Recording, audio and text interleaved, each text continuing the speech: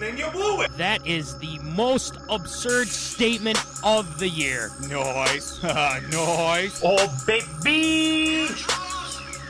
I'm in my zone, I'm feeling it.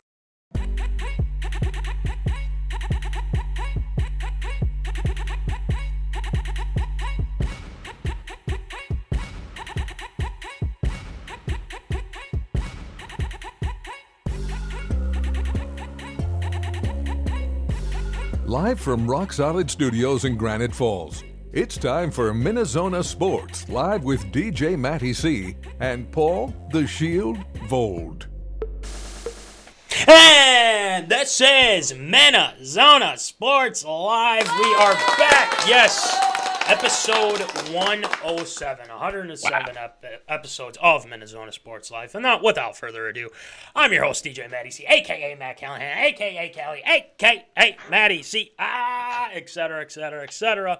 And all the way from Woods and Shore Studios in Aiken, Minnesota, Paul Volt, the Shield. What's going on there, Shield? It has been quite the little delay since we've been back, but I just want to say May the 4th be with you and also with you. Happy Star Wars Day. It's been well over 2 weeks since, been on the show, and I'm looking forward to a great one tonight.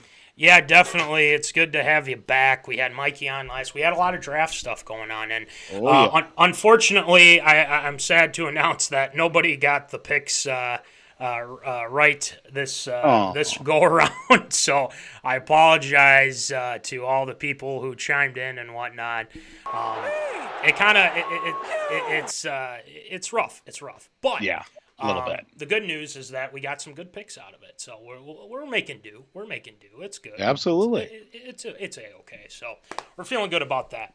But you know what? We're also feeling good about, Voldy. We had a little bit of a chat with a good old friend of ours. Mm-hmm. Good old friend of ours, the one, the only, Coach Joel Bonnet, aka Coach Bo.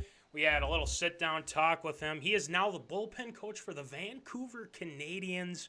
And guess what? They're the Toronto Blue Jays minor league affiliate. So we sat down with Coach Bo.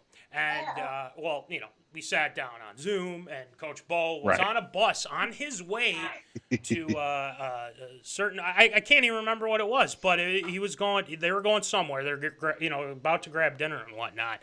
So we had a great time talking with Coach Bo, and that's coming up literally right now. But we got Easy A chiming in before we get going. Screw the Vikings drafting down. You know what? Screw you. How about that? We'll leave it like that. Got two solid players. Got solid corner. Got a solid safety. All right. Okay. So anyway, we'll get into that after the Coach Bo interview with the Vikings. But one thing to remember, Coach Bo talked about this with you, Shield, closer into the interview, and I believe he said, I believe it was Sharpie Gate. I think we finally got the whole deal on Sharpie Gate. I'm looking forward to hearing that again. I'm sure some people are too, because I know some people are tuning in and whatnot. Case is looking forward to it. It seems like he is too. So, well, he's jumping on the couch right now, so he's just having the time of his life. Yeah. Sounds about right with the Caser. So, all right, let's get it going. Let's get it started here with the Coach Bo interview. Enjoy. All right, welcome back to MinneZona Sports Live. We have a special guest. He's been on the Sports Zone before this. Coach Joel Bonnet. Claps out to Coach Bo. Welcome back, Coach Bo. What's going on? How you doing? Doing well. On a bus here to Oregon. We'll be in Oregon for a week, so back in the States for a week. There we go. All right, you're going to be busy. You're going to be a busy guy.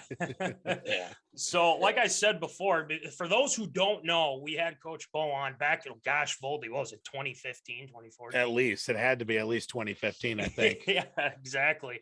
And we had Coach Bo on, and then we had Coach Trevor Payne on as well. So, we're working on getting T-Payne on there, Coach Bo. So maybe we'll have you both on. That'd be great. Great. Absolutely. So let's get going with some questions for you. So the first question is for, those owners that don't know, why don't you give us a brief description on who you are and some of your coaching background? Go ahead. Yeah, so kind of coached all over, but met you guys up at Southwest Minnesota State. I was there for 2 years, at HendrixCollege in Arkansas for 2 years, and then was at Benedictine University, which is right outside of Chicago, for almost 5 years. And then this offseason took a job with the TorontoBlueJays with their high A affiliate. So kind of been all over the place, all different levels, but it's been good. Hopefully we can my wife's hoping that we can establish some roots somewhere and not have to pick up and move all the time. Right. Well, if it's back in Minnesota, we'd love to have you. Not gonna lie.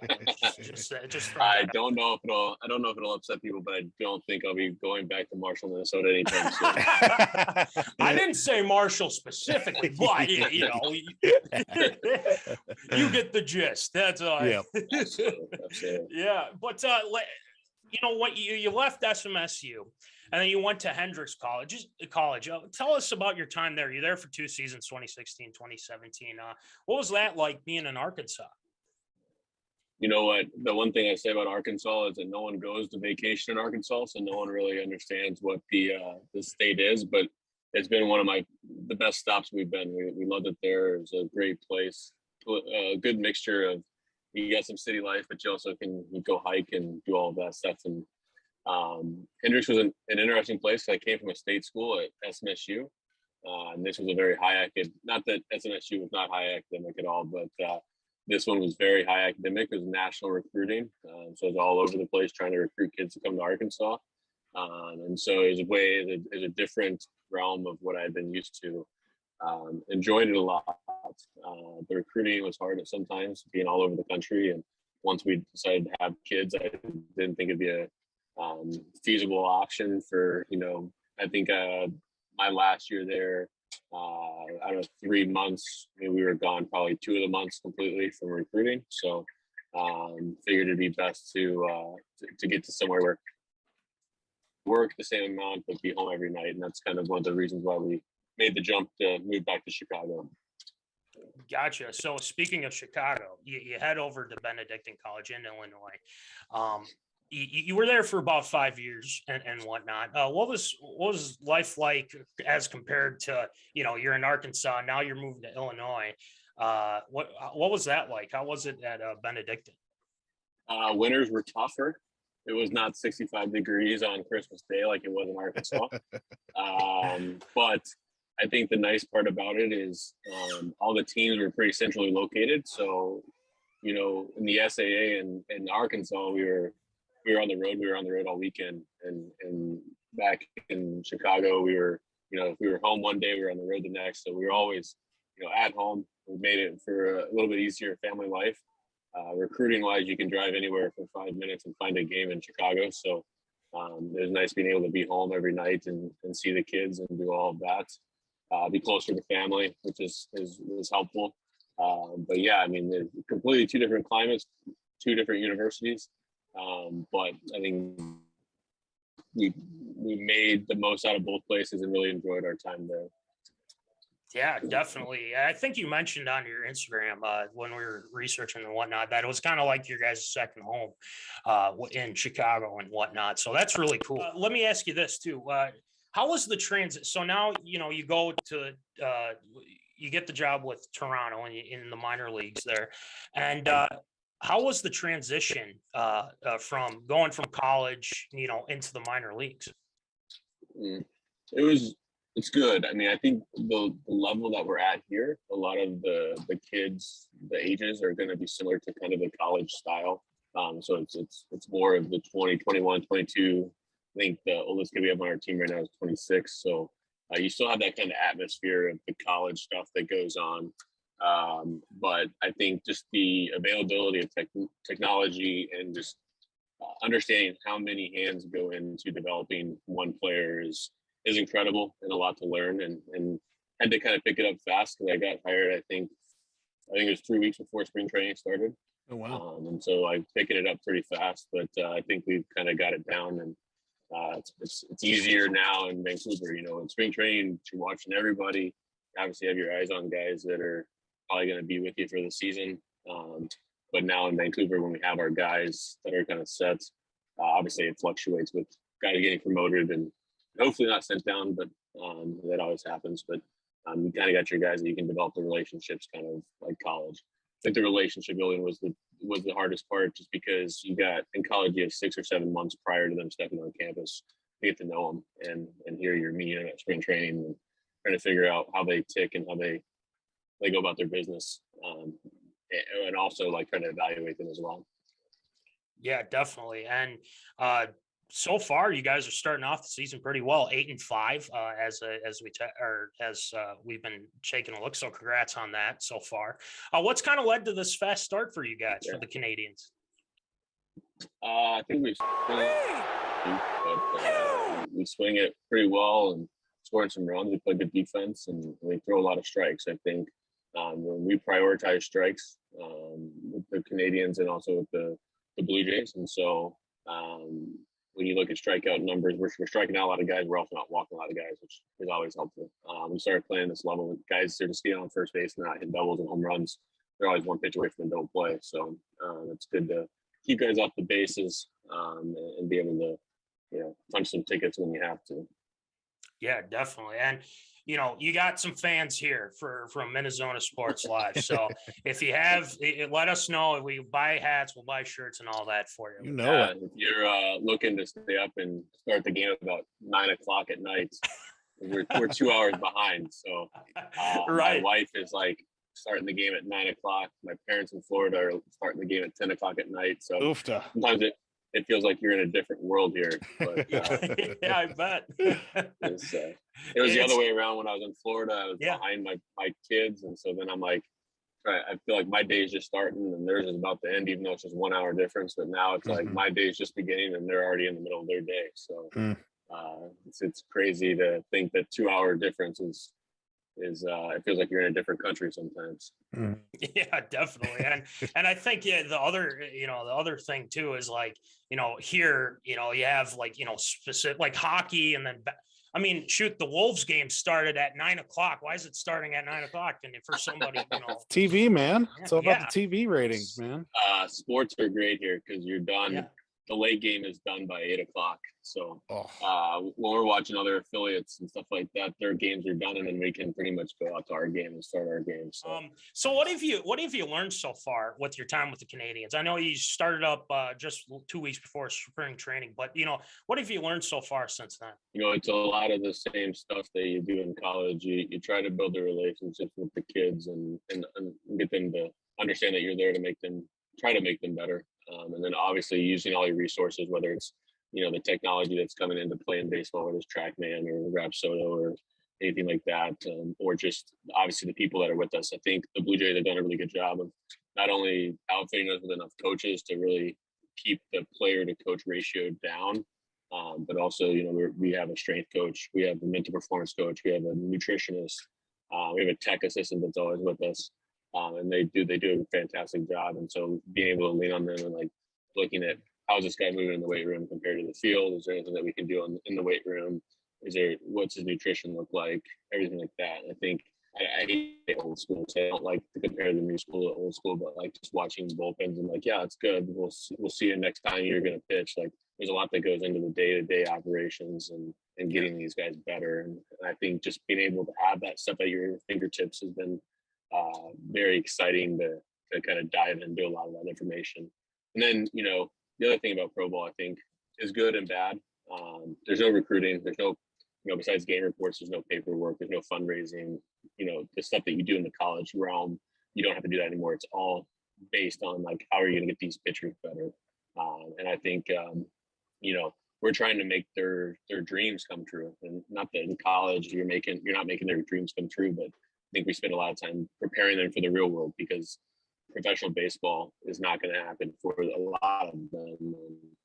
Here, it's we're trying to, make their dreams come true. And you got people, the cultures are all over the place.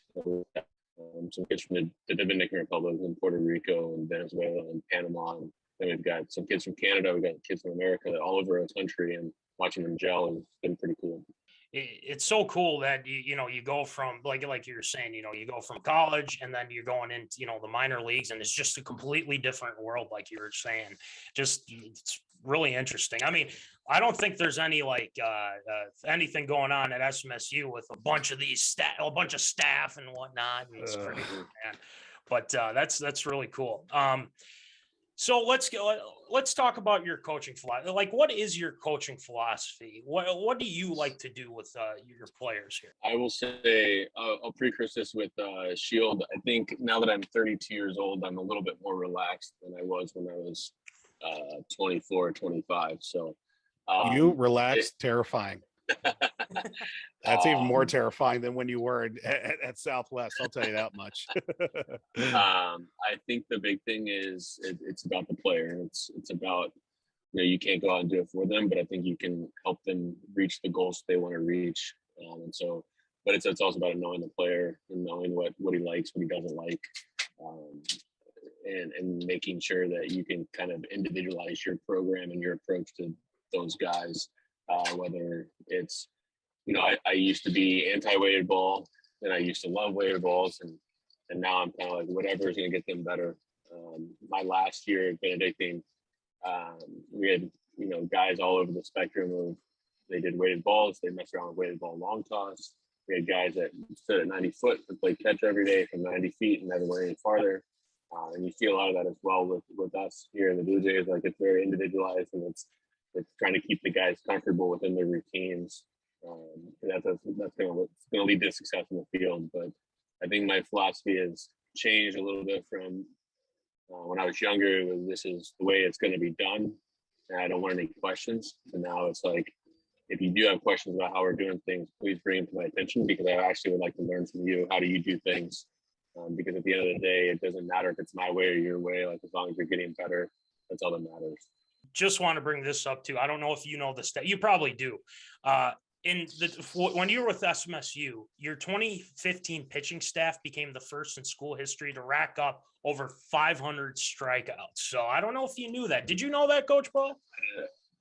You know what? I did not know that until my SID at Benedictine brought up how it's crazy that we struck out 500. And I was like, well, we had some guys that could chuck it, which is good. So I think we had a lot of walks too, though. We had like 250 walks, or it wasn't very good there. But wasn't the greatest. We'll just look at the strikeouts. We won't look at the walks. Yep. Yeah, fair enough. So let me ask you this then. What are the first things you look at when you're evaluating pitchers? I mean, what do you tell your guys? So like the recruiting process, I always say that I'm looking for athletic kids that move well on the mound. Guys that have bodies that are room to grow, wide shoulders, different things like that. Because I think at the Division III level, and even when we were at SMSU, we weren't getting the top guys that are well polished, and they got to be strike throwers. So I think the big thing is command is really tough to teach. It's a very hit or miss. You can either teach it or you can't. And it's not coach to coach; it's player to player. I think it's just a tough thing to teach, is to throw strikes. So I think once you start teaching strike throwing to a guy that doesn't throw strikes, you're going to limit your athletic ability on the mound and just how you move. But I feel like if a guy moves well, his arm is quick, or it's long and loose, you start putting weight on the kid in the weight room, you put him into a throwing program, I think the velo jumps. And so that's kind of what we look at, is just being athletic, arm working well, room to grow, and then a strike thrower. One of the big things that we really preach to find. Now, obviously, with the Blue Jays, it's a little different because you can really pick out what you want. But the big thing is we want to be able to, it's strike throwing. Being able to fill up the box as much as you possibly can to give you a better chance to be successful. Hey, man, that's just perfect coach speak right there. Gotta love that. I think that's Wes Johnson in a nutshell as well. So, yeah, got that with the Twins. Yeah, there you go. I'm going to hand it over to Shield. He's got some questions for you. All right. Well, we got to really start off with story time, this kind of Yes. thing. And let's preface one of the big stories between myself and Coach Bo here. To kind of set the scene a little bit. It's early in the season. It might have been the first few games of the year. We got to play our home games. Yeah. Here, I'll give you some detail. It's March. Yes. I remember March Madness was on. Yep. And you were watching the game by yourself. Yeah. At the end. Yeah. We'll get to that part. It'll connect. Yeah, we'll get connect the dots. Good. Yeah. So really had my stance on the team right then and there, just kind of set in stone from Bo there.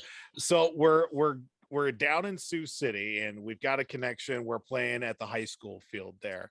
We're playing Mankato. Obviously, Mankato's program, top in the conference, one of the better ones in the country too.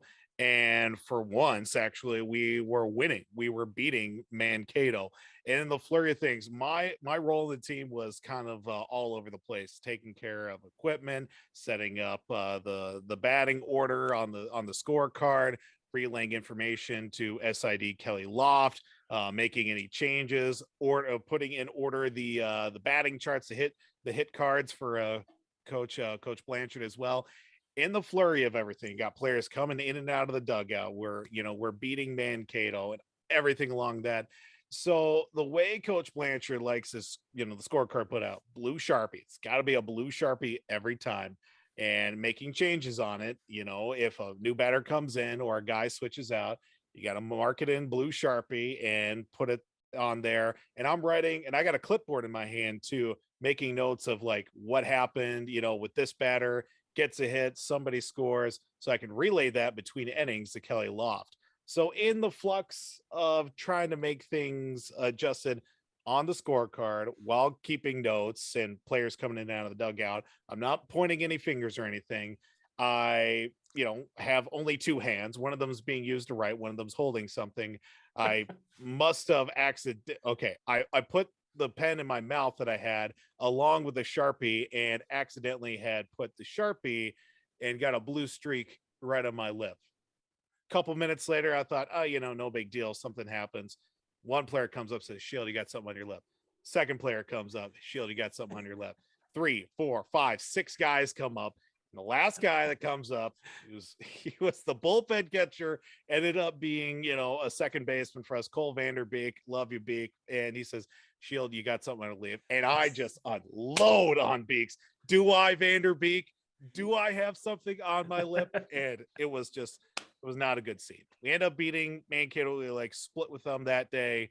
And the bus ride back I wasn't in a very good mood, to say the least. So that's my perspective of the story. I'm sure, Bo, you've got a different angle on my attitude and what you saw from Sharpie Gate, as we call it down in Sioux City. Well, the first thing is you didn't include that we scored 7 runs on 5 pitches. Yes. So there was a lot going on. It was chaotic. Good memory. Dugouts were small, and then we were trying to figure out. I think we were trying to bring Jimmy Callahan started, Yep. and we were going to take him out, leave him in. We were going to take him out, and then we started going up. Or no, we were leaving him in, and we went up a bunch. Then we were like, all right, we'll take him out. So that was a lot. But then the other thing, so yeah, you were rattled. Yes. Pretty badly. I just remember having my head on the front of the row, and then everyone kept coming by, and then you finally lost it, and I just I was wondering when it was going to happen. And you're at the front just counting heads, and someone would put their head down. Yep. You would get the wrong number, had to count again, and then another person would put their head down. You would get the number. So then when they heard me say, "Oh well, I'll count," they all put their heads up, got the right number, and we took off. And that was the end of Shield's night. Yeah. He was done. He was done for that.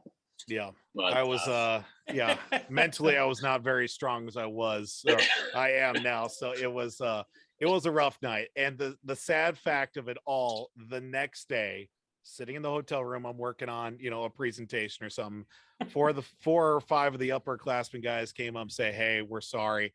And I just feel like absolute garbage about this. I feel like I'm just like, look, I'm the a-hole in this whole situation. You guys shouldn't have come to apologize. And of course, Bo and I think Ish and Blanche were all in the next room hearing this all happen too. And I was just like, great. Now the coach is here. I'm the bigger a-hole out of this whole situation. But big on the guys to come up and, say sorry, even though they didn't have to. That's on me. I'll take full responsibility. Blanche goes, "What's wrong with the Shield?" And I was like, "Oh, you were on the bus?" And he was like, "Well, what are you talking about?" I'm like, "Well, he had something on his lip, and everyone asked him about the pen." And then the guys were putting their heads down. And he couldn't get the right number. And he was like, that's ridiculous. They have to apologize. I'm like, okay, well, here's the ones that were doing it. So have him go to his hotel room. One of the best memories of Southwest. I think the other one was when I ordered $450 worth of Jimmy John's, and I thought Blanche was going to have a stroke. We were up in Minneapolis. We called Subway. They didn't have enough bread. And I was like, you know what? We're just getting Jimmy John's. So I got these box lunches. I was thinking $9 a meal is not that bad. And when I gave him the bill, I thought he was going to drop to his feet right there. Just like, and he's like, we'll never do this again. I'm like, got it. No more Jimmy John's. And that was going to be another one of my questions. If you had any other stories that you remember from your time at Southwest, I remember that one too. Yeah, it was pretty quiet from Blanchard after that too. The best college story that doesn't include baseball is my first year at Benedictine. We're going to Florida, and so my job was to get the vans rent the vans, get them there all ready. I'm like, okay, I can do that. So I go to my office, I pull up our schedule, I see we're playing on whatever, I think March 15th. Play on 15th, we're done on the 22nd, we're gonna return on the 22nd, be on this plane, and go home. So I called the rental company, I'm like, hey, 15th to the 22nd, we need 5 vans. They're like, perfect, got you down. I'm like, well, that's easy, we're good. And then we get down there. Well, I didn't think about that we flew down on the 14th. And we practice on the 14th. So we fly down there. I think, hey, we're just gonna get the vans. We're good. We get there and there's no vans. And so I call the guy. I'm like, hey man, where's the vans at? And he goes, the vans, they come tomorrow. I'm like, no, I rented them. He goes, yeah, it's from the 15th to 22nd. I look at my phone, it's from the 14th. I'm like, oh crap. So then I hang up and I tell my head coach, like, we got no vans. We have no vans. And he's like, you know, he throws his bag down and he's like, what are we going to do? Because all our players were at the airport with no coaches. They're just sitting at the airport. And so there's a place across the street that looks like it was a car dealership that has rental cars. So I run across the street and I'm like, what do you guys got? And they're like, we got one 15-passenger van, a minivan, and 3 4Runners. I'm like, we'll take them. We're gonna try to fit 45 people in these cars. And so we get them, and the whole time, one of our other assistants who really liked to kind of push my buttons, and he was like you just sit in the chair in the waiting room, like, there's no way we're gonna fit. There's no way we're gonna fit. I turn around, like, you can shut up right now. We're gonna somehow fit everybody into these cars. Yeah. And so then we got everything in there. We got the practice. We did everything. The next day we go back to return our cars and get the vans. The vans are sitting right there. It took us 15 seconds. So that was like, here's your keys, and we were out of here. So that's one of my big mess ups is the vans.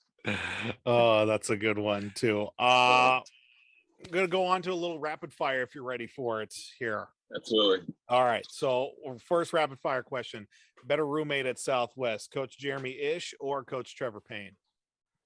Well, I'd say Ish, because me and Trevor were not roommates. Live in the same building, not roommates. True. This is true. I talk to them both once a week, pretty much every week. So that's awesome. Good. Stay in touch. Favorite Blanchism, or if you've got another good story from Coach Blanchard too. When he doesn't suck. That's my favorite. I think about every time, no matter if we're here or no. Every time we won a game at Benedictine or Hendrix or even up here, that's the first thing that comes to my mind. Winning doesn't suck. It just doesn't. Yeah, that's the best. That's the best.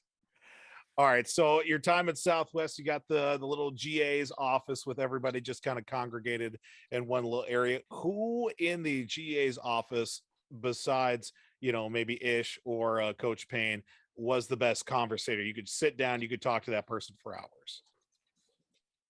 I think the softball GAs, because we had the same sport pretty much. Well, okay. Yeah, same season, same sport. Gotcha. And for those that don't know, you're a hockey guy as well. I know that our first conversation is talking about how you made it to the final camp of the St. Louis Junior Blues in your time, growing up playing hockey as well. More fulfilling championship from a fan's perspective, the Stanley Cup championship for the St. Louis Blues, or your Georgia Bulldogs winning a national championship? Georgia all day. Unbelievable. I can't believe you remember that as a Georgia fan, but massive it was one of the greatest days of my life. Besides like wedding and birth of my kids, it was fantastic.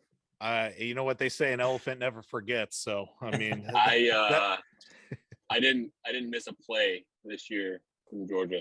Watched every play of the entire season, so it was worth it.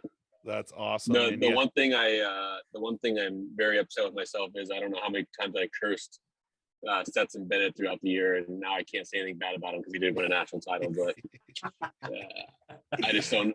All year I was like, this guy's not the guy. And then the first drive was just the icing on the cake with the fumble and then the interception. And it was not a great way to start the game, but he figured it out. And I remember from your time too at school was you were a guy that liked to get in the gym, maybe sling some weights around and get a little cardio. I always see you on the rack. Favorite workout program? Squattober. Squattober. I love it. All right, last one here for coaching as well. Biggest pitching coach pet peeve that drives you crazy when you see it from your players?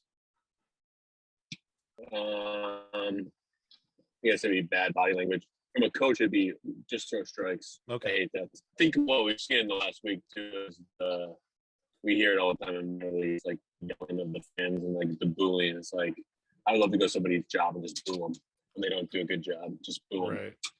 You go sit in your cubicle and just boo you. Yeah, exactly. And well, that kind of wraps up the rapid fire, but I do have a little show and tell as well. And I've been thinking about this a lot more if you wanted me to return this or not. Your old gamer.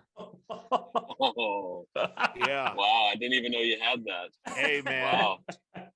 I had sticky fingers back in college, so I mean hey, that's fine. You can I've graduated to the left-handed catcher's mitt, so that's yours. I gotta get me one of those. Yeah. Been thinking about too. It's like, maybe get it relaced and maybe send it to him as just a hey, thinking about you present or something like that. But I think I'm just gonna hang on to it. It sits in the bottom of my drawer. So yeah. So don't say I never gave you anything.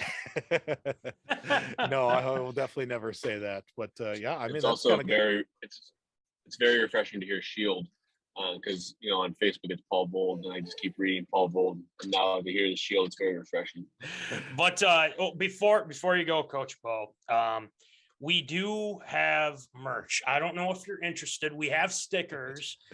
If you want, we have $2, $3 stickers, and also we do have shirts. If you're interested, this is what we got as well. So we don't want to persuade you either way, but it's something. If you're interested, we can hook you up. So let us know. I'll do the shirt. I will send you guys our next road trips visiting Clubhouse because it's easier getting into Canada. So I'll send that over to you. But I don't know how many toonies and loonies it would take to send over to the Canadians, but we got hats as well. So maybe throw out a nice little care package or something for you. Sure, have to rock it around.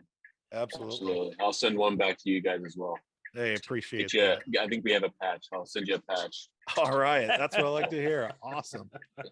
Love it. But hey, Coach Bo, thanks for coming on the show. We really appreciate it. And we do have best. So we have this thing called best guess of 20. So we've done the award twice. So I think you're getting up there for a best guess of 2022. So be on the lookout, Coach Bo. Okay. Oh, awesome. Sounds great. Good talking to you guys.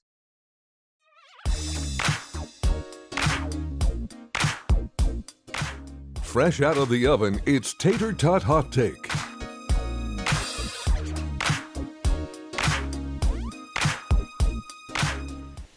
All right, we are back, and obviously it would be Tater Tot Hot Take, but before we get into that, that was fun, Voldy, with Coach Bo.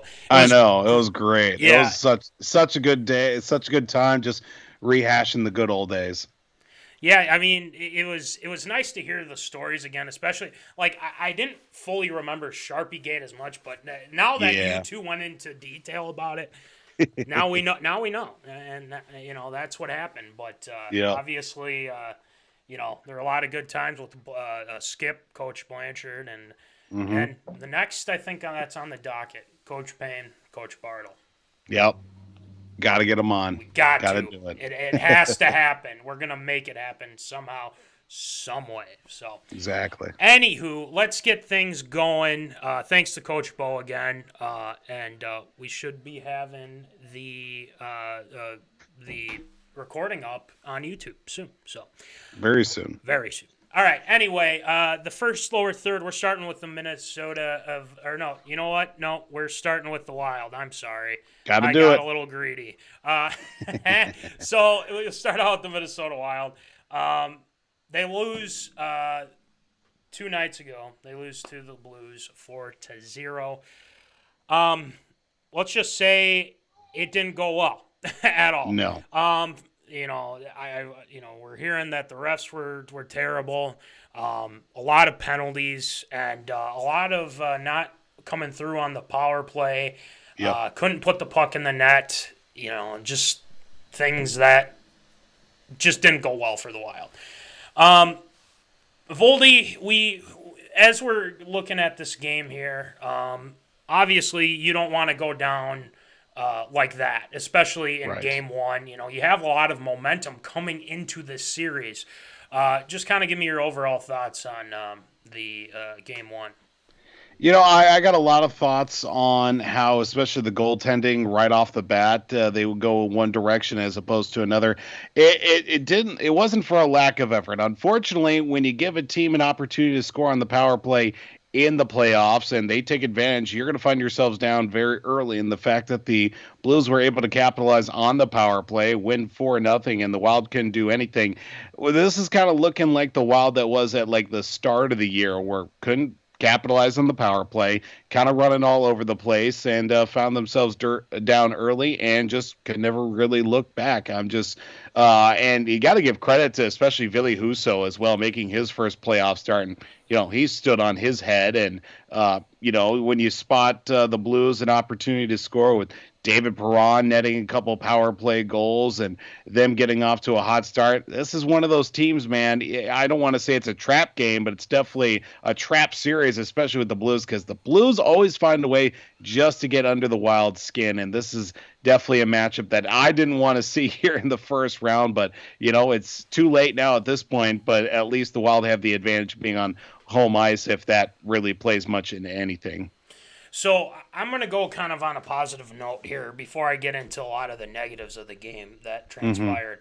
The good news is that as history has, and this was on Twitter, this was on social media, the Wild won game one, and they were away against Vegas last year. They ended up losing the series. Now, some people like to say, well, if the away team comes in and beats the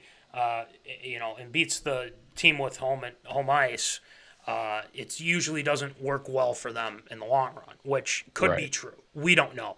But the fact is that the Blues are good. They're very good.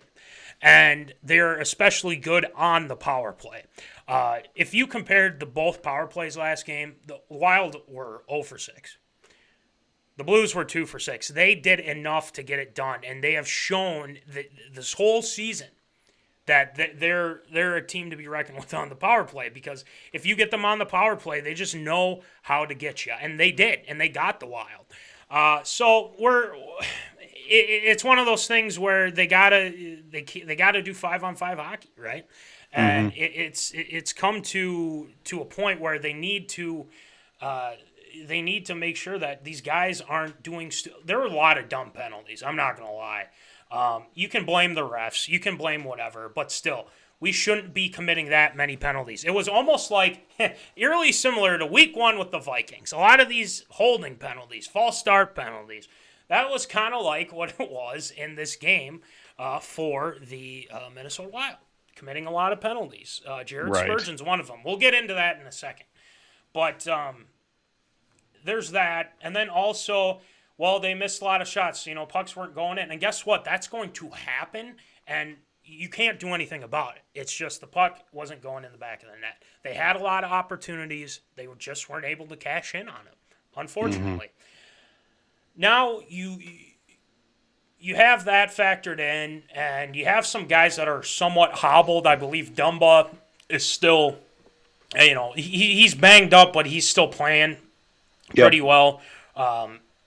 Foligno, that scare almost, a really vicious injury that he had as well.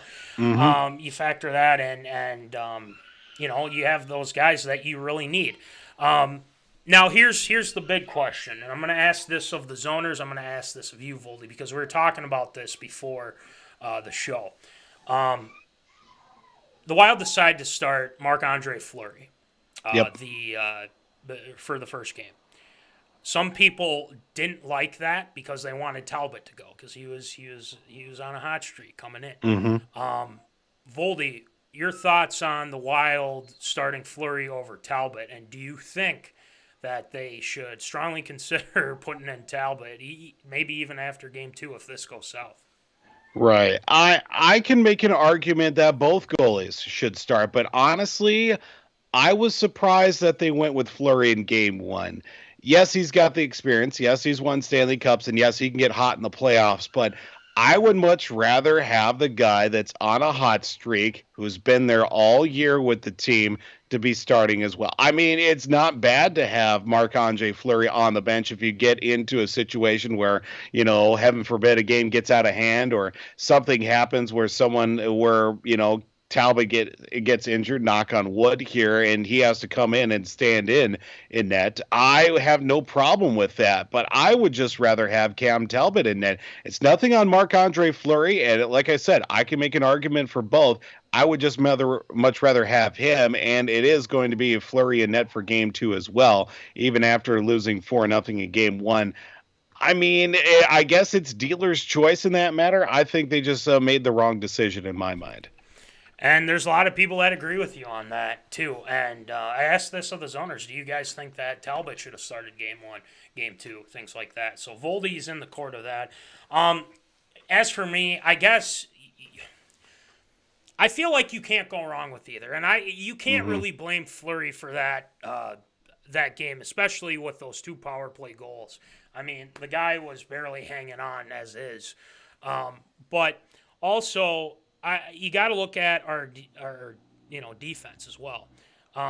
We didn't really do a great job of putting sticks in lanes and whatnot, and guys were getting open, and they were getting some easy shots off, and they were able to put it in, like you said, with Perron. I mean, the guy had a freaking hat trick, for goodness sake.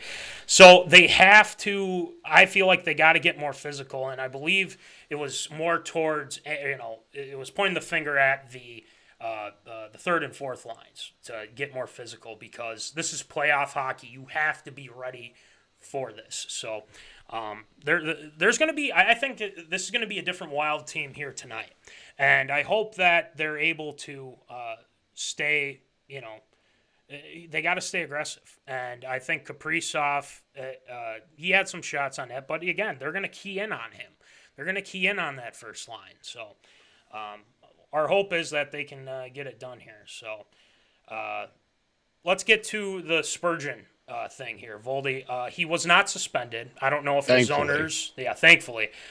He was fined $5,000, which is almost pocket change for some NHL players. But he's lucky. To be honest with you, we saw what happened. He took his stick, he drove it down on towards the ankle on the foot there. But I think he's not the type to do something like that. I think that's just out of anger. But he's definitely lucky. What are your thoughts on that? Somewhat, I'll call it. I mean, it was kind of a cheap shot.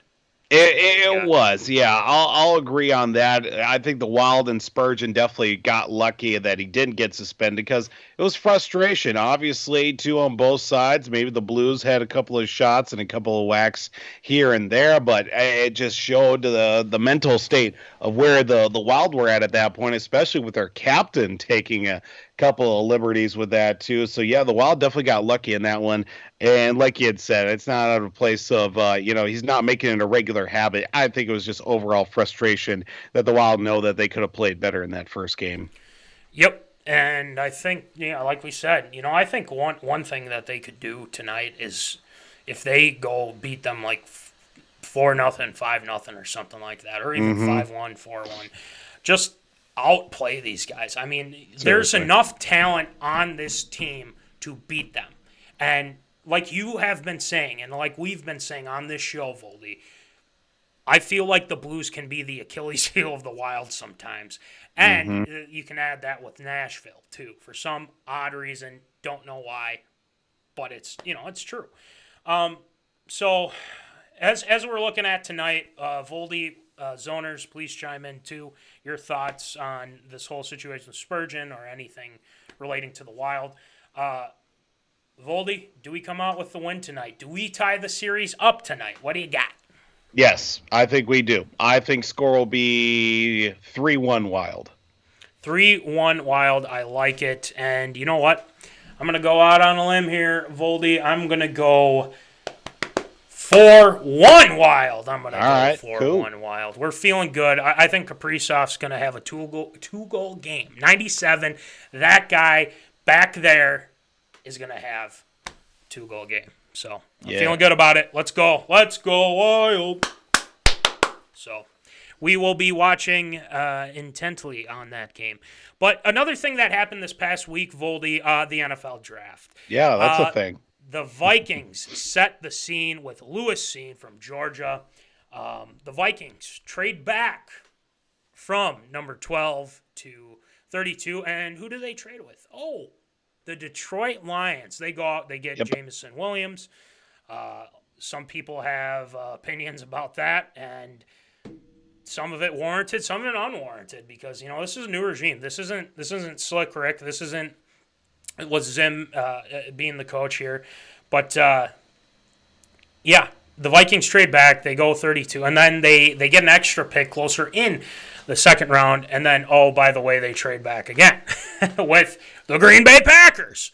But let's start off with the first pick here, Voldy. Let's go with Lewis Cine. First of all, I think the kid's very talented,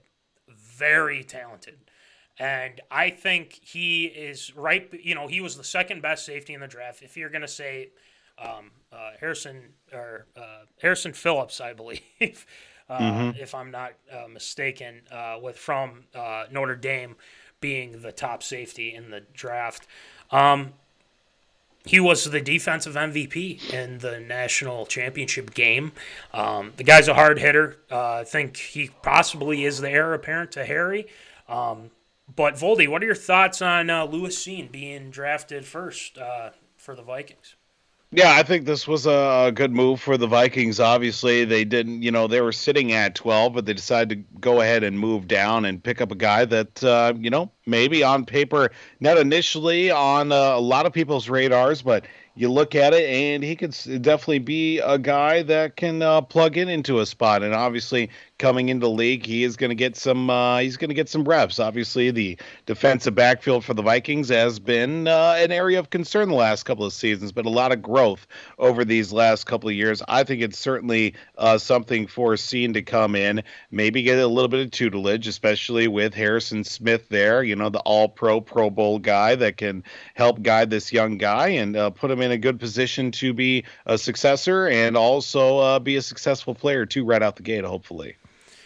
Yeah, I like it. I didn't think – there was definitely a possibility that they were going to go safety because like we said on this show, Harry's not going to last, super long in the future here. And we love Harry, and he had a really good season this past season, and I think he's been consistent. But the question is he going to deliver? And the big question that a lot of people have is why the hell are you trading back from 12? You could have gotten a really good player from that spot, but then you decided to trade with two division rivals, the Lions, and then in order to trade, you give Green Bay their wide receiver. There are people that were okay with it. There are people that think the Vikings got an F. I think Kuiper gave a B or C or whatever, and to be honest, we won't know. You can give all the grades you want. You can do whatever you want at this point. It all depends on when week 1 starts and throughout the season. Exactly. That is what matters. Now, we can look back and say why they, I think there is a method to the madness. Now, some people don't want to believe that. Some people just want to say, well, Quasey doesn't know what the hell he's doing. He's like Spielman 2.0 and whatnot. No, this is a different way of approaching it, and this is what we're talking about. Well, this isn't Rick Spielman 2.0. This is Exactly. Quasey Adolfo-Mensah talking here, folks.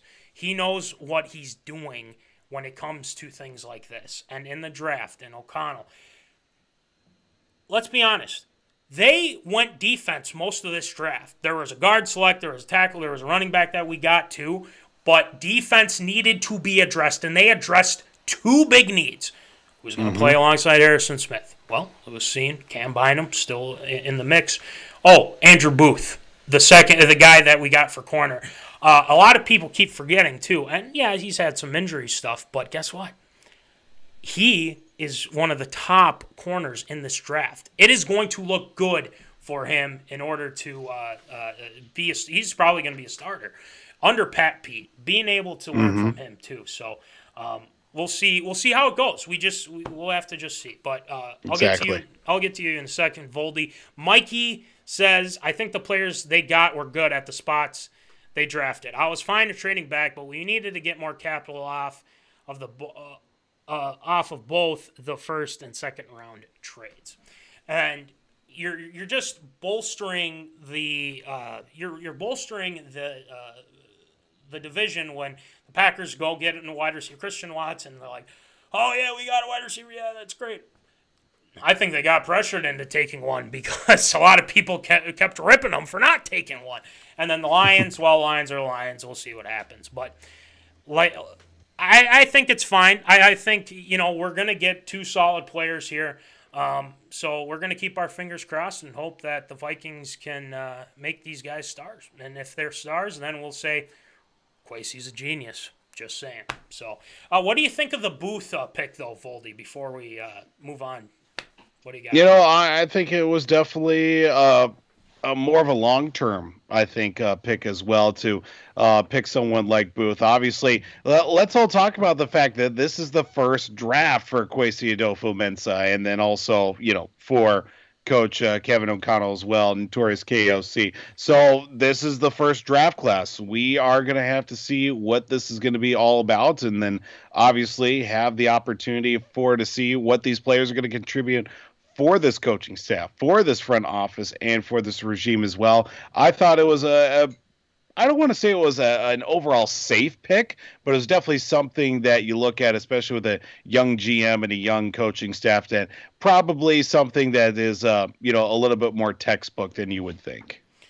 Yeah, and I think, it's one of those things where it was good where they drafted him. We're not going to get the pitchforks and light the torches and whatnot and Right. go to TCO and be like, you guys made a big mistake, blah, blah, blah. But, we'll see what happens. They also selected a guard in the third round, as well as another corner, to Caleb Evans. The lineman that they got was Ed Ingram from LSU. So we'll see. This isn't something we can just say, judge him on just because, well, these guys aren't, big names. Well, who cares? If they're going to get the job done and fill some needs, then I'm happy. That's all we can care about at this point. Plus, technically, free agency isn't even over because some guys are still, signing and whatnot. So a lot can happen here in these next couple weeks. But there is some minor news too. Moving on from the draft here. So I'd give the grade a B for the Vikings. So I think that's a fair assessment for them.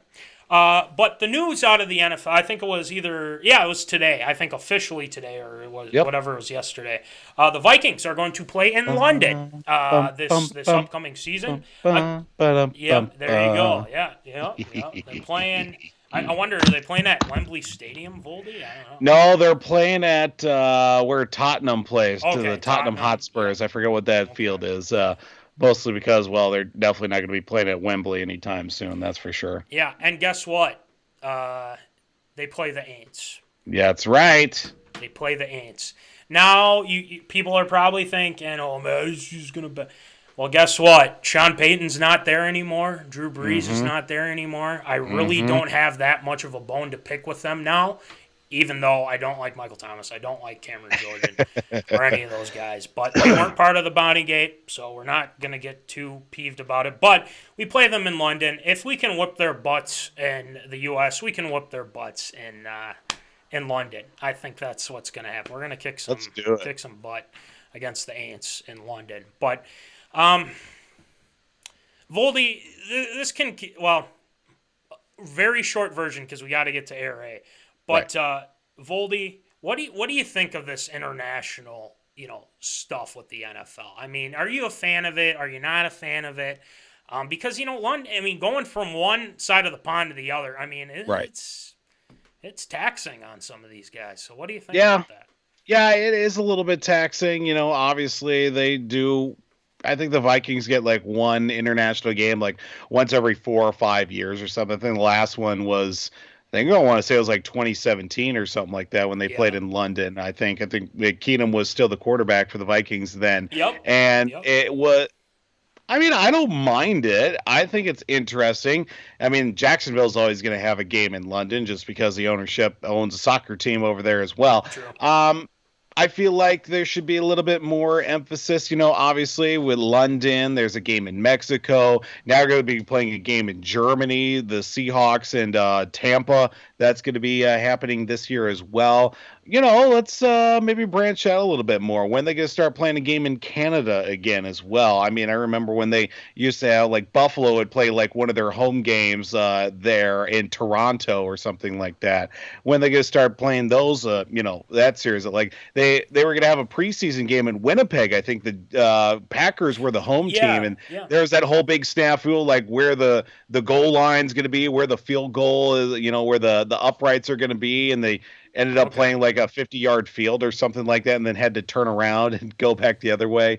I just found that very interesting. You would think you'd have those logistics worked out well beforehand, but apparently not. So, I don't mind it. I just like to see a little bit more diversity. Obviously, the London game is going to be happening. Now we've got Germany and, Mexico. They play a game in Mexico. I think they play it at least once a year. At least they did last few years. Yeah. But let's see where the world can take the game. So. No kidding. Well, fingers crossed that we'll come out with a win. It's always better when you can come out with a win in London. I'm glad you brought up the Keenum thing because that's when the Vikings had a very successful. They went to the playoffs and had a very successful season. So exactly, history repeats itself there. So it'll be fun though. There's a lot of, and to be honest, I'm on the socials medias. And there's a lot of international Vikings fans now. So we got to give out respect for all those international fans, especially in the UK, Ireland as well. So props out to those guys. Appreciate the love and support across the pond. We like it. So we like the draft. We'll see how it all pans out. I like Lewis Cine. I didn't really know much about him, but now that we have him on our team, hey, looks like the heir apparent to Harry. I like what I see. Dude is a sledgehammer, man. Let's go. Oh, yeah. Feeling good about this. So, anyway, no special segment this week since we had the Coach Bo interview. So, guess what? We're going right into ARA, a little shortened version of ARA. We got 3 stories for you. So, without further ado, let's get it going with some Absurd or Approved.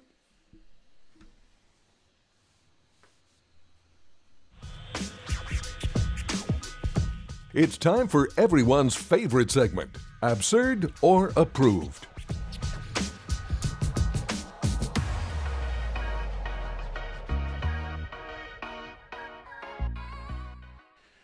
All right, it's time for Absurd or Approved. So, Voldy, why don't you rattle them off for us, please? Well, we're going to start here in the NFL here for Absurd or Approved this week. Well, unfortunately, it's going to be a shortened season for DeAndreHopkins of the Arizona Cardinals, as if the Cardinals couldn't have any more bad press for them with their turmoil going on with their franchise quarterback in Kyler Murray. Unfortunately, DeAndreHopkins was suspended 6 games for violating the NFL's performance-enhancing drug policy, as announced on Monday, as according to his brand manager, there were, quote, trace elements of a banned substance from a test in November, and that the tests in both the month before and after were negative. And of course, he did go on to later tweet, this being DeAndreHopkins himself, saying, "I'm confused. I was confused and shocked. I'm very mindful of what I put in my body and have always taken a holistic approach. So I'm working with my team to investigate how this could have happened." But at the end of the day, 6 less games for DeAndreHopkins in a,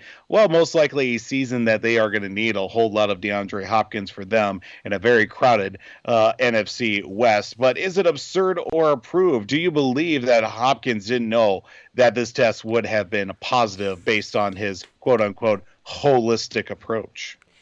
Well, if it were a couple, like maybe a year or two ago or whatever it was, I would believe him, but I don't know.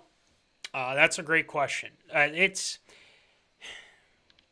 something going on in Arizona.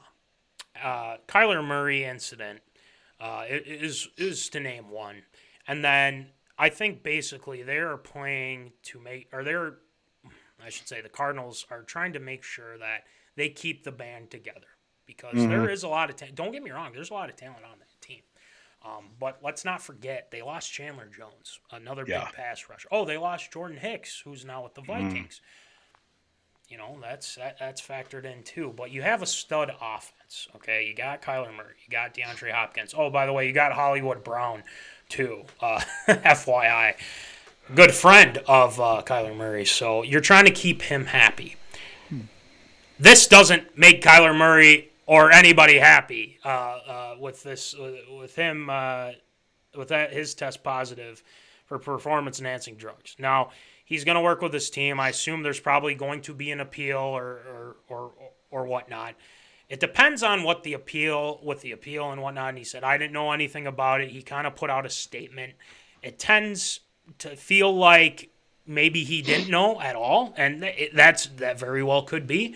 But also, there's something fishy about Arizona right now. I don't know what it is, and maybe he did. I mean, the guy doesn't really need it, to be honest with you. He's a freak, and you can tell by the way he plays, the way he's able to play, and he can go up and get it. He can burn you with his route running, and I mean, he is that good, DeAndreHopkins. So I would say I think it's got my stamp of approval. I don't think he did know that this happened, but also, I'll be honest, it wouldn't surprise me, Voldy, if it was proven that he did and it all goes south. But I don't think he did know. But it's going to be hard to appeal because these things can get tricky quick. So I think he's going to miss a good chunk of time, and that could be bad for the Cardinals, to be honest with you. So if you're going to keep Kyler around, I don't know what you have to do. So, it's got my good. Yeah, it's got my stamp of approval. Voldy, what do you think? Especially with this past season, with DeAndre being so banged up, I wouldn't have been surprised if some tests came back a little bit on the sauce or on the juice as well, because he needs I'm not going to say he needs all the help he can get. He needs to get healthy, and he needs to get healthy fast for this team that needs a little bit more consistency with the players that they've got, because obviously you do have the fact that, whatever is going on with Kyler Murray, that is going to be something, obviously, that the whole NFL landscape is keeping their eye on as well, because if he's unhappy, then, maybe one less position or at least one less team to worry about in that very, very crowded NFC West. But, if he doesn't know what's going in there, I mean, again, it wouldn't surprise me as well if maybe somebody was spiking his juice or spiking his little protein shake or whatever he's got going on. Am I surprised that this could lead to a 6-game suspension? No, not really. I think the NFL is trying to cover its own rear end with stuff like this that keeps popping up. But the fact that only trace elements of a banned substance were in one test, where the month before and the month after had nothing, was very surprising as well in that regard. So I'm just wondering how much of if he does go to appeal, how much of this is going to cause for the Cardinals to have to play without him, and how much more that's going to open up for Hollywood Brown to be able to pick up some of those catches and be the guy as well. I could see the suspension go down maybe to like 4 games or Yeah. something like that Yeah. if he wins the appeal. But still, I think the Cardinals are going to be without him for at least a good handful of games, and that's going to be a major detriment to this offense for them that, again, needs a little bit more consistency. I think it's got my stamp of approval as well. You know, sometimes stuff like this does happen. Innocent until proven guilty, as people would like to say. But, I mean, the guy's he's that good. And he's in 10th. I couldn't believe it when he said, entering my 10th year. I was like, whoa, has it been 10 years with DeAndreHopkins? I mean, he's been great. Don't get me wrong. That's crazy. So, good for him. All right, next one, Voldy. Well, obviously, we're going back to the NFL and riding high off a good draft for the Tennessee Titans, where they did bring in MalikWillis as a potential heir apparent to the quarterback throne that is in Tennessee. Now, a little bit of a press conference held for Ryan Tannehill, current quarterback for the Tennessee Titans, and still having a little bit of hurt feelings, mixed feelings, if you will, about that unfortunate loss to the eventual AFC representative in the Super Bowl, Cincinnati, in that 19-16 playoff loss. Now, somebody decided to go ahead and ask the question about being a mentor to a young rookie quarterback, and Ryan Tannehill did throw out the fact that, it's not his job to be a mentor for MalikWillis, because obviously at the end of the day, Willis is competing for a job, whether it be starting, whether it be backup, and eventually that's not going to be the case. And if he starts outperforming Ryan Tannehill, then Ryan Tannehill is going to be the guy looking on the outside out. I don't think it's my job to mentor him, as Tannehill did say, but if he learns from me along the way, that's a great thing. So basically, learn through osmosis is kind of what Tannehill's kind of throwing out there as well. Do you think it's absurd or approved? Do you think should Ryan Tannehill take more of a leadership mentoring role with the rookie in MalikWillis? This kind of shows me or tells me that somebody is scared for his job. Because his last playoff game, he threw like 3 interceptions, and key interceptions against the Bengals. Let's be honest, they probably should have won that game, and they didn't. Ryan Tannehill, I think, is scared of losing his job, because when they drafted Willis, this kind of told him, get your act together. And now he's in this situation of, okay, what am I know he's over my shoulder here, but I'm not going to mentor him. Right. Interesting. Kind of tells me he ain't happy, and he's definitely still feeling the effects of that loss. So he said he hadn't slept well that night and things like that. And then also, let's not forget, A.J. Brown was traded on draft night to the Philadelphia Eagles. He wasn't happy about that either. I think he's very unhappy with the organization right now. But as for him, we'll get to the point here of he says it's not my job to mentor him. Okay. So is he leaving that to the coaches, or is he just being like, you just do you, man. If you learn from me along the way, great. Why wouldn't you just give him some just like pointers, be like just experience or something like that? You have more experience than him. Okay. So, someone's honking at me. Oh, another honk. Oh, okay. All right, we got a lot of people honking. Anyway, apparently, this whole I don't know if people can hear that, but Tannehill is the type of guy that seems to be frightened that his job's going to get taken. And I think the way that he put that wouldn't surprise me if he backtracked and said, listen, this is what I actually meant, which I don't think he has to, because I think we know what kind of pressure he's under right now, and it doesn't seem like he's Vrabel's guy right now, because it seems like Vrabel will trade you very in a millisecond, and he did with Brown, and it's kind of surprising to me that they did trade him.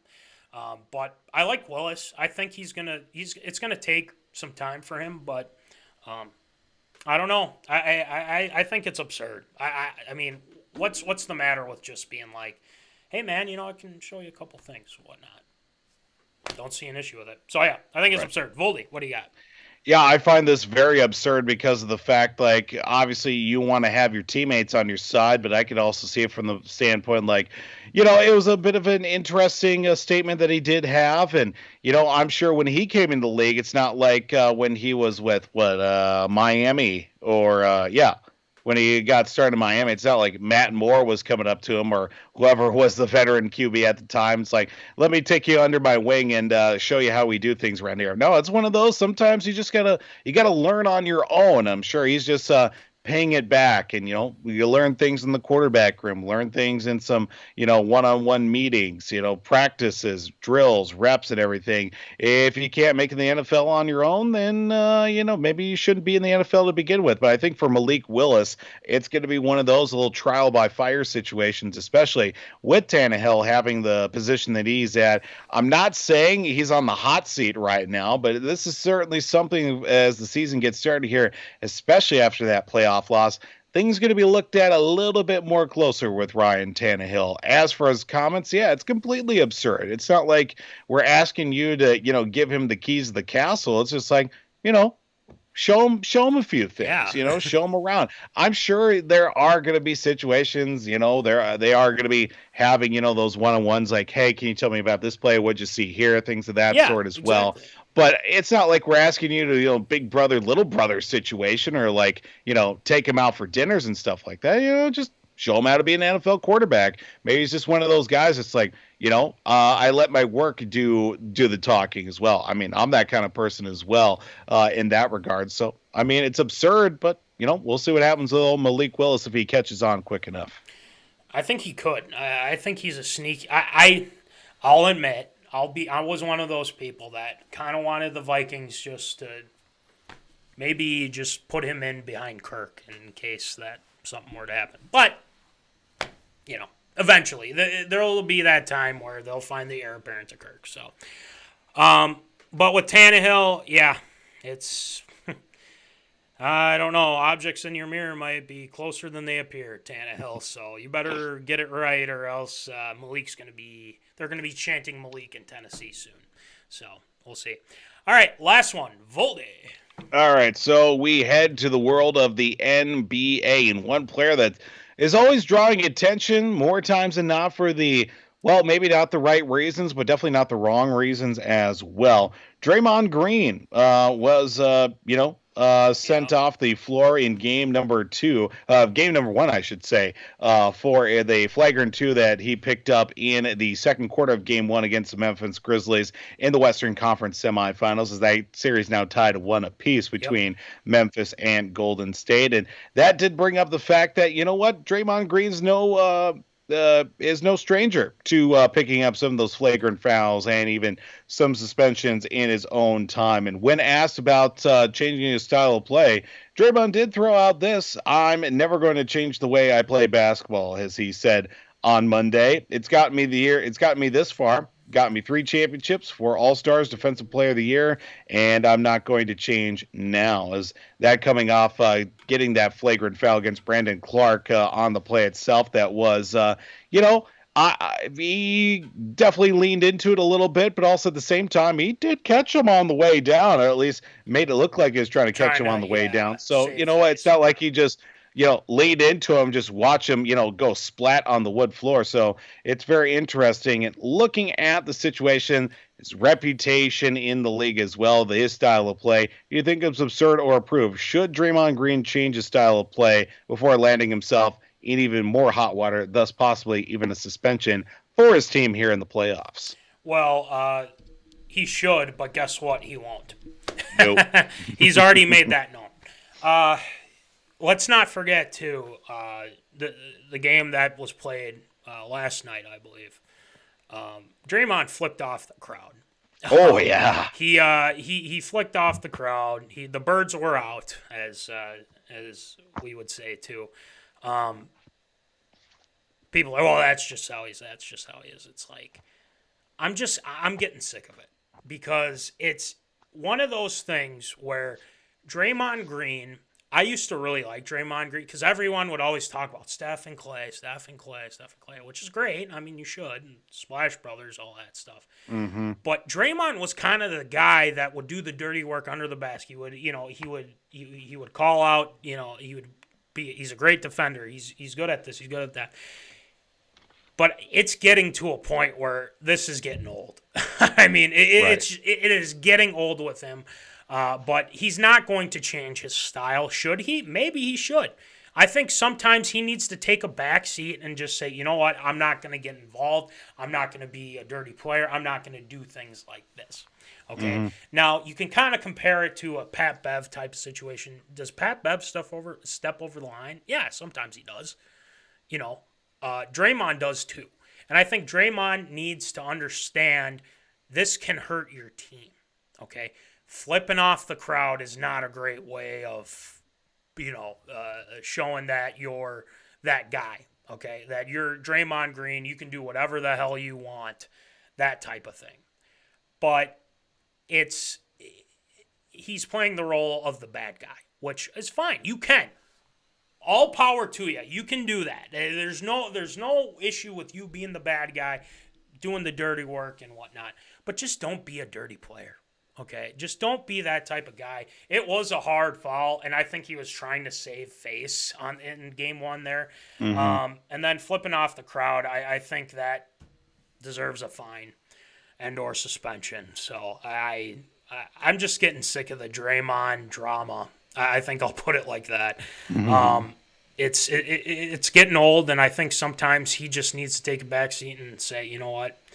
I just need to cool down a little bit. Not saying that he shouldn't do some of the things that he's accustomed to doing, but it's the dirty plays, the fouls that he does, flipping off the crowd.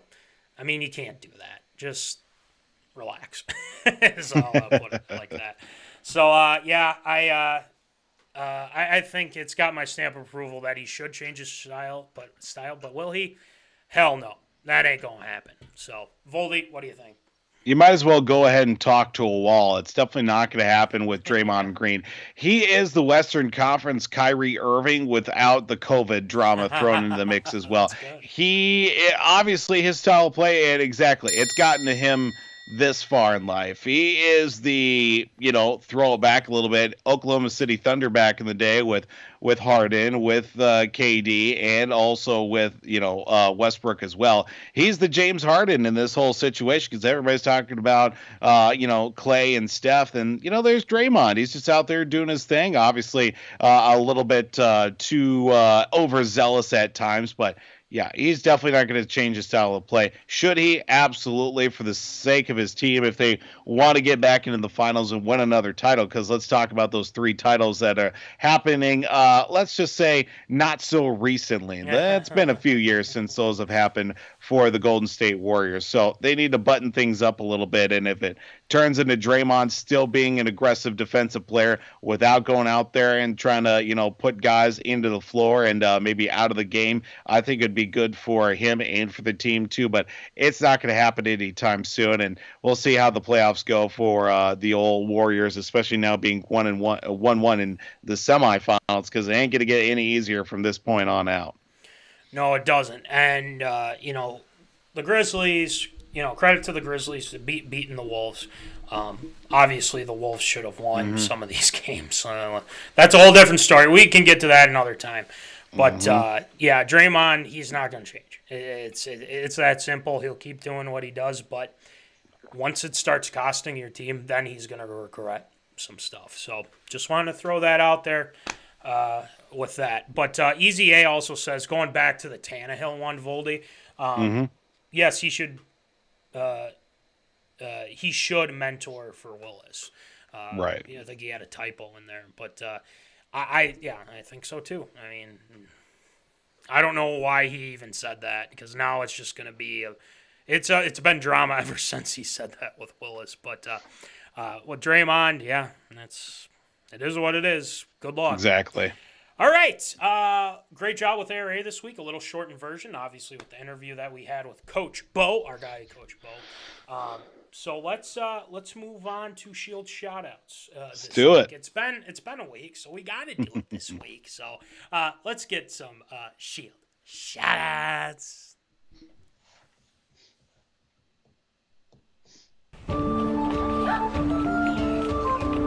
Shield shoutouts.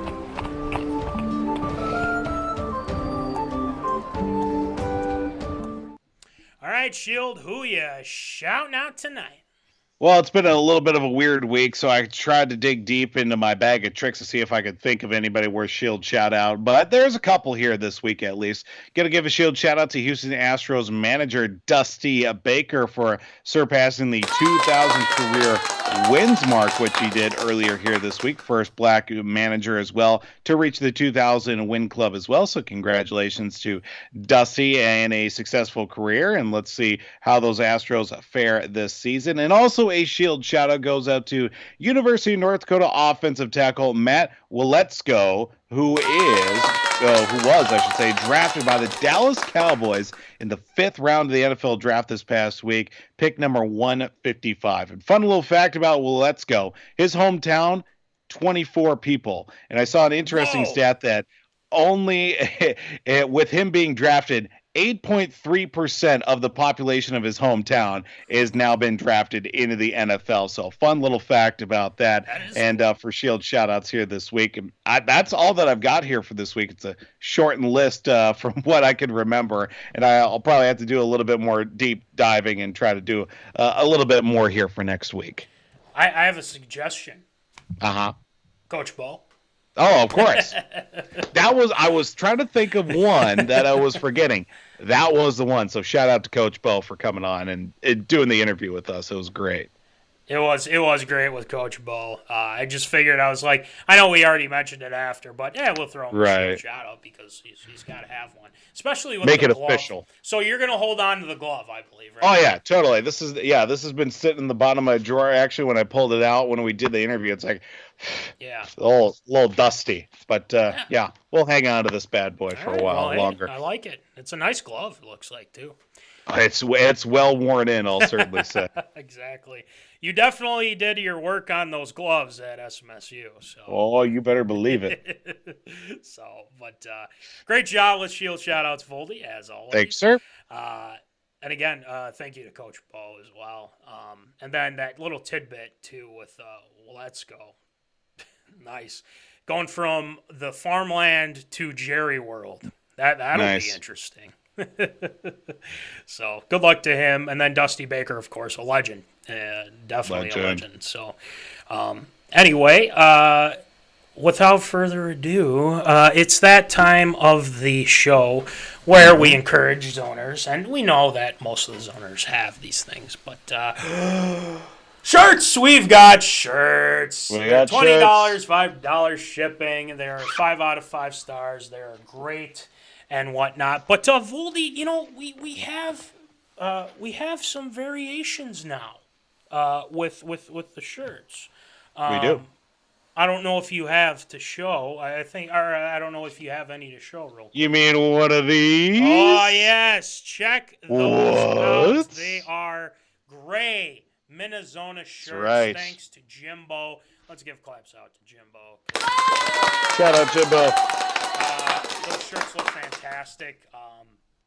How many do we have in stock currently? Voldy, what do we got?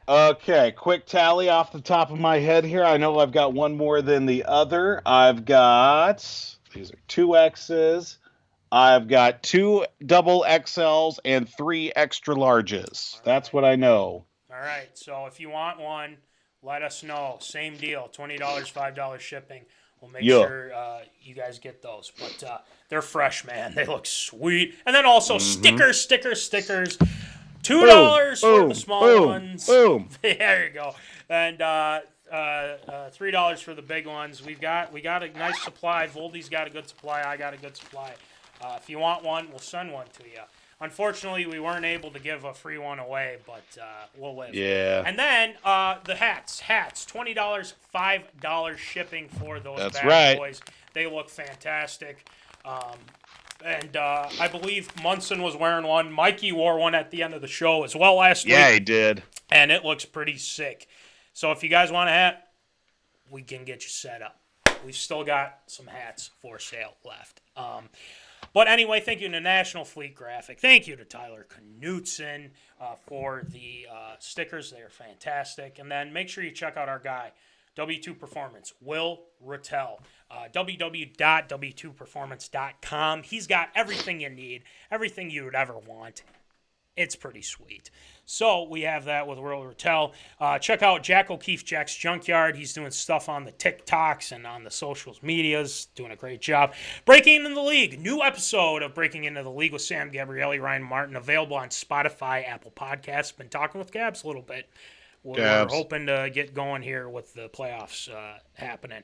And then also the victorious P.O.D. with Ryan Walters, Jack Vickers. We're working on something with those guys, and we might have something for you guys very soon with Jack and Ryan. So we're looking forward to it. We're looking forward to it. But more to be revealed later. Again, let's go wild!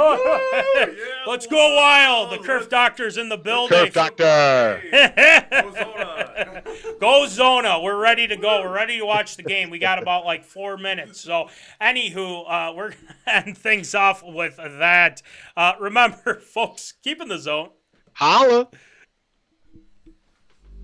Thank you for watching MinneZona Sports Live. Join us Wednesdays at 7 p.m. for live show broadcast. And as Voldy likes to say, follow us on all the socials medias.